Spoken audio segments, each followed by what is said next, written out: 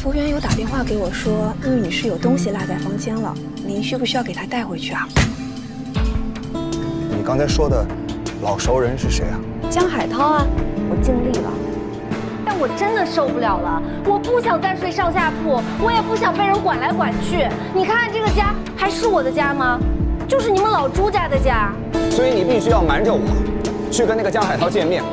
朱锦草，媳妇都要上房揭瓦了，还不管吗？管什么呀？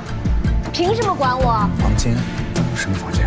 就是你们之前经常住的那间1010。我今天去了，就是为了把买画的钱还给他。那用得着开房间吗？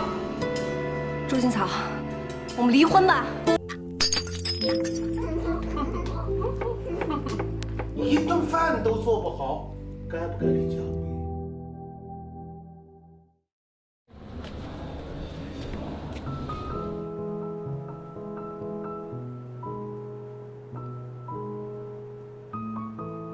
意味着压力，意味着责任，意味着很多。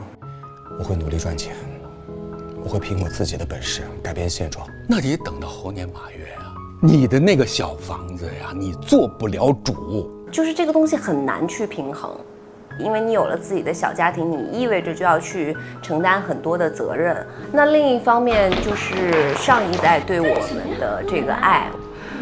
解释吧。你回去问你宝贝儿子吧。我觉得他们要学会去放手，让我们自己去经营自己的小家庭。凡嫁入我朱家之儿媳，须以诚相待，以礼相处，安分守己。我今天就要教训你，要不然我就不是你爹。我那一瞬间其实特别难过。手重了，你松开。朱锦草，我们离婚吧。是不是由于我的原因，让孩子的生活变得这么鸡飞狗跳？朱家永远是我说了算，一辈子的爱，就是我供你上了大学，我给你买了房子，我让你成了家，怎么着你还不听我的？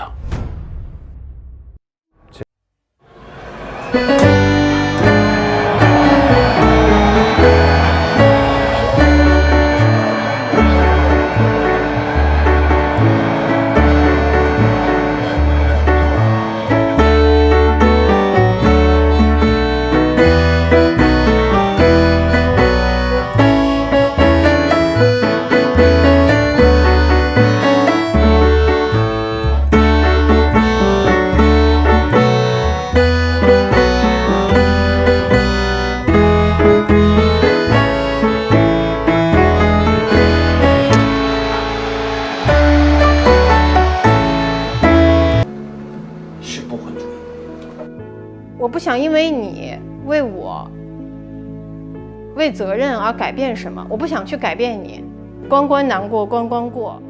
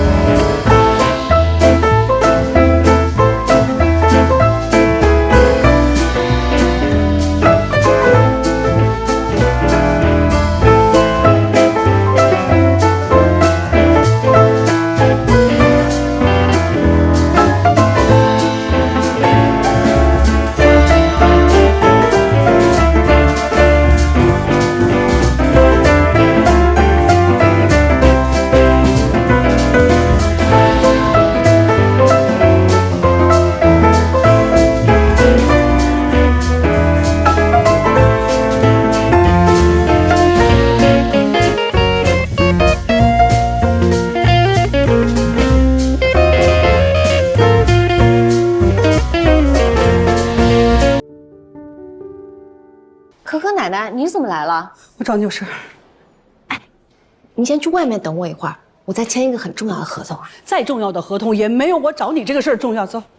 哎，不是，你看看，这么厚一沓的酒店发票，你想不想解释一下？这是我的隐私，你干嘛翻我东西啊？我翻你东西，我不给你洗衣服，我能发现这些吗？你跟谁开房去了？不是，顾茉莉有你这样的吗？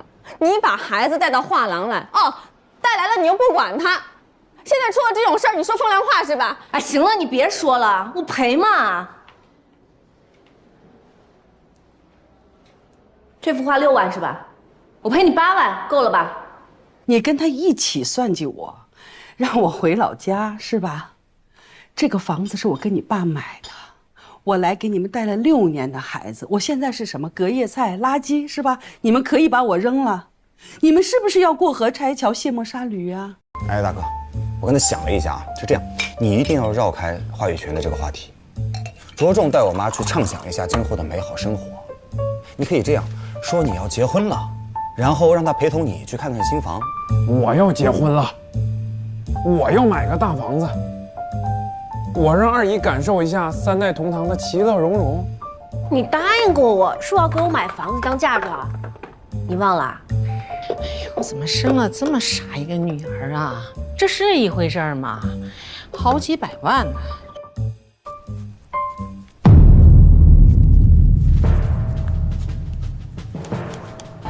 我先替你保管几天啊，省得哪天我一觉睡醒，房本上的名字都变了。你和茉莉结婚的时候，你父母就执意反对我们一起凑钱买房子的好意，可是到头来呢，就给你们买了这么一点点的小房子。非但如此，这个房本上啊，没有写我女儿的名字。你们想卖了这个房子，换个大房子，我现在跟你说，不行。你死了这条心。我老公最近受了不少委屈，我很生气，也很担心。我现在宣布，我们不要你爸妈的房子了，也不要我爸妈的钱。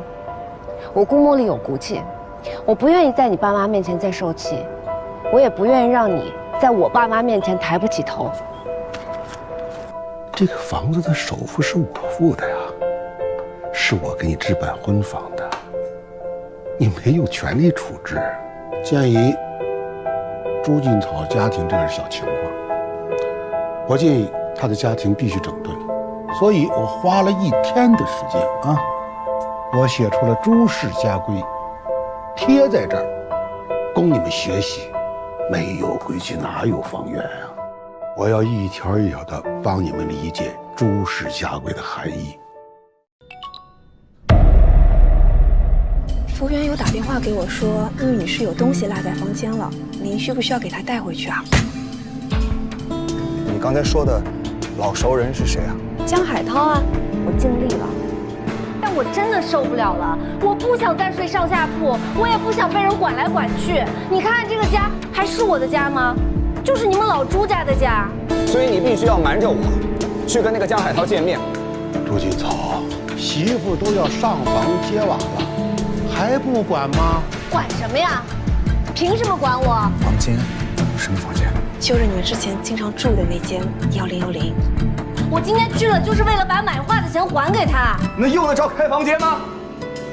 朱金草，我们离婚吧。如果我们的世界只有我们，那该多好啊！就像现在一样。我们为人父母，为人子女，不只有我们，还有他们，这是没办法改变的事实。